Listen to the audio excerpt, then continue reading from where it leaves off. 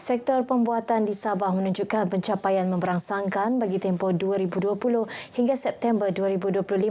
Dalam tempoh tersebut, 101 projek pembuatan direkodkan melibatkan nilai pelaburan keseluruhan RM36.72 bilion.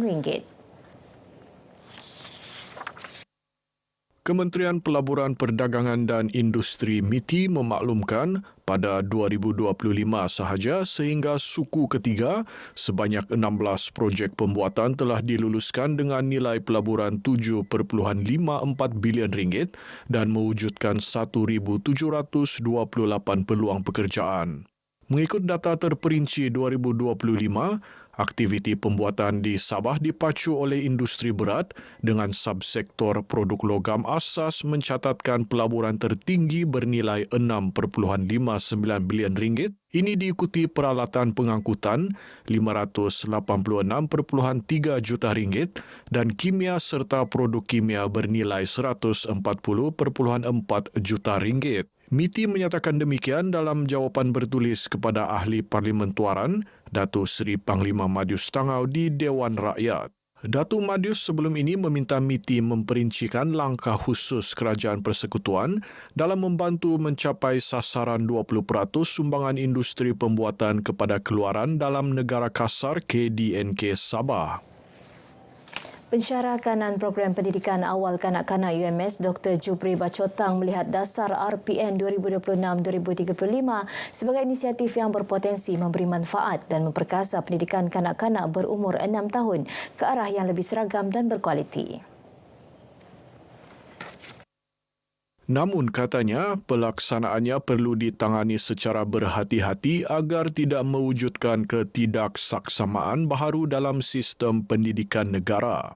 Beliau berkata RPN 2026-2035 wajar dinilai secara menyeluruh agar pelaksanaannya benar-benar menyokong perkembangan kanak-kanak secara holistik, khususnya dalam konteks pendidikan awal kanak-kanak PAKK di Sabah.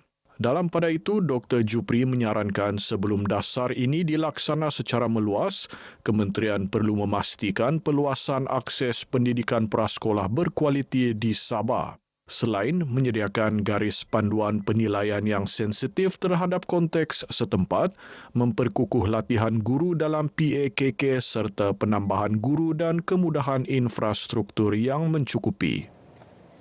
Sementara itu, pelaksanaan penilaian pembelajaran tahun 4 bermula tahun ini serta penilaian pembelajaran tingkatan 3 mulai 2027 mendapat reaksi positif ibu bapa. Selaku ibu bapa, saya menyokong penuh usaha ini dan kita selaku ibu bapa kena seiringlah dengan usaha. Saya yakin usaha ini telah pun lama dikaji oleh pihak kementerian, pihak kerajaan dan selaku ibu bapa kita perlu membantu dengan memberikan galakan kepada anak-anak kita untuk seiring dengan aspirasi dan usaha tersebut. Saya berharap agar penilaian ini dapat dilakukan dengan pelbagai bersesuaian dan juga sistematik kerana ini dapat kita bantu melihat tahap penguasaan murid itu sendiri. Tapi secara keseluruhannya, jadi selaku ibu bapa, memang saya sangat bersetuju dengan pendekatan baharu Kementerian Pendidikan ini. Penilaian baharu ini diumumkan Perdana Menteri semasa Majlis Pelancaran Rancangan Pendidikan Negara RPN 2026-2023 20 Januari lalu. Ia menekankan keperluan reformasi pendidikan bagi melahirkan generasi berilmu, berdaya saing dan berfikiran kritis tanpa mengabaikan pembinaan sasial serta nilai jati diri. Pengukuran pembelajaran tahun 4 membabitkan 4 mata pelajaran teras iaitu Bahasa Melayu, Bahasa Inggeris, Matematik dan Sains. Manakala pengukuran pembelajaran tingkatan 3 akan mula diperkenalkan tahun 2027 membabitkan 5 mata pelajaran utama iaitu Bahasa Melayu, Bahasa Inggeris, Matematik, Sains dan Sejarah.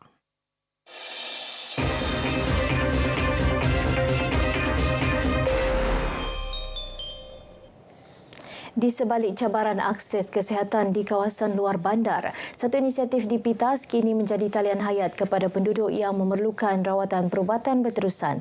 Muhammad Rais Roslan ada butirannya.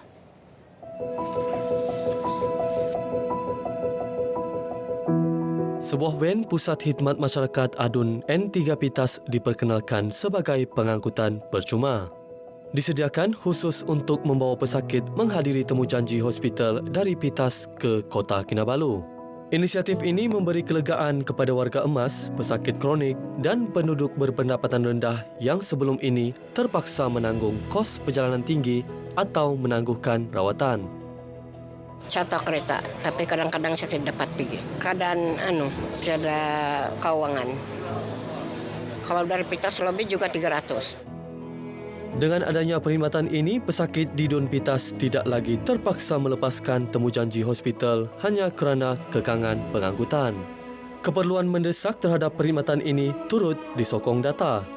Jumlah pengangkutan pesakit menggunakan kenderaan jabatan dan ambulans Hospital Pitas meningkat kepada 1,095 perjalanan pada 2025 berbanding 787 perjalanan pada 2024. Perkhidmatan van kepada pesakit-pesakit yang memerlukan temujanji ini memang amat diperlukan dan dinanti-nantikan oleh masyarakat dan juga rakyat di kawasan N3 Pitas ini kerana kesukaran untuk pergi ke Kota Kinabalu dalam jarak yang begitu jauh itu memerlukan kos. Penyediaan van ini merupakan janji yang ditunaikan bagi Adun Pitas selepas melihat kesukaran rakyat mendapatkan rawatan susulan. Van ini beroperasi mengikut jadual mingguan tetap 2 hari seminggu membawa pesakit dari Hospital Pitas ke hospital di Kota Kinabalu bagi memenuhi temujanji rawatan. Mereka tidak perlu lagi membayar selepas ini. Kita akan angkat dari Hospital Pitas temujanji ke Kota Kinabalu dan tunggu mereka di Kota Kinabalu, di Queen 1, Queen 2 dan juga Hospital Likas. Kos perjalanan menggunakan perkhidmatan charter dari Pitas ke Kota Kinabalu boleh mencecah sekitar RM300 bagi satu perjalanan pergi dan balik. Satu beban besar khususnya kepada pesakit kronik. Kami mencari kereta Pairi sejak walaupun sakit. Susah mau cari kereta baru dapat pergi. Itu pun tambang mau RM30 satu kali jalan, 2 kali 60. Kalau pergi KK 100 lah, pulang balik 200. Sekarang temu janji tinggi darah, 1 bulan 1 kali. Penduduk setempat turut menzahirkan penghargaan atas keprihatinan yang ditunjukkan wakil rakyat melalui penyediaan kemudahan ini. Kami sebagai rakyat di N3 Pitas ini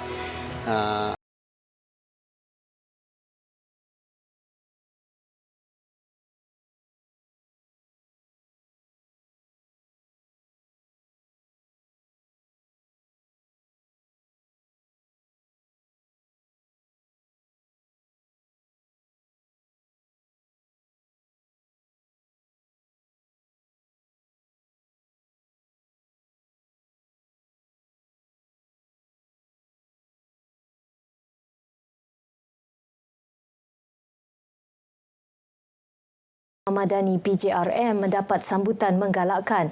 Program itu antara langkah proaktif kerajaan bagi memastikan kebajikan rakyat terpelihara, khususnya golongan yang terkesan dengan peningkatan harga barangan. Jualan Rahmah Madani ini sangat membantu kepada rakyat, terutamanya golongan B40. Sebab harganya jauh lebih murah dan dapat meringankan bebanan. Daripada segi harga memang berbalailah sedikit. Memandangkan orang-orang kampung pun tidak perlu pergi di pekan-pekan di supermarket yang besar dan harga dia kira berbalailah. Dia sangat besar daripada perubahan yang diperoleh daripada harga seperti biasa lah. Harga biasa dia mungkin kalau tengok begitu tidak mampu lah, tapi bila nampak dia murah agak membantu lah bila berjualan kan. Saya kira boleh tahan juga, tolong pada rakyat jualan ada murah lah daripada yang biasa di kedai. Kalau untuk membantu rakyat boleh diteruskan kan, daripada mau pergi sana yang jual mahal-mahal kan. Mulai tahun ini, PJRM akan diadakan 3 kali sebulan di setiap dun. Baik, paparan itu mengakhiri Berita Pagi Sabah kali ini. Menyusul selepas ini Berita Pagi Sarawak bersama Nur Akila Arba'in. Salam Malaysia Madani.